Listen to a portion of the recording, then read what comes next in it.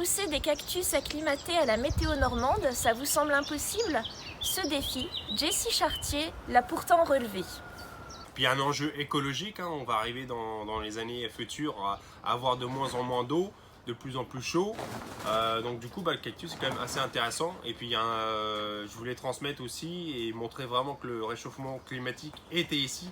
Et donc quoi de mieux que d'avoir des cactus en pleine terre en Normandie toute l'année. On peut vraiment se rendre compte du réchauffement climatique. Voilà. Depuis janvier, le Normand a créé sa société Cactus de Normandie qui lui permet de commercialiser ses cactus, mais aussi de sensibiliser le grand public à sa démarche et au réchauffement climatique. C'est un projet de longue haleine, ça m'a mis à peu près une dizaine d'années. Donc moi j'ai sélectionné les Opuntia qui sont naturellement résistants. Et après j'ai continué sur cette base-là à continuer à les acclimater à la température, aux excédents d'eau, surtout en hiver, et puis surtout à la neige. Voilà.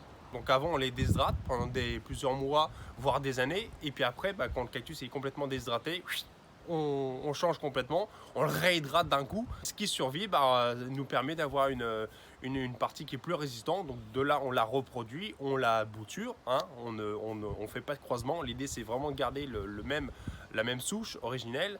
Et après on refait le même procédé, on essaie de le réacclimater et ainsi de suite. Et génération après génération, bouture après bouture, on peut avoir une souche davantage rustique, quoi.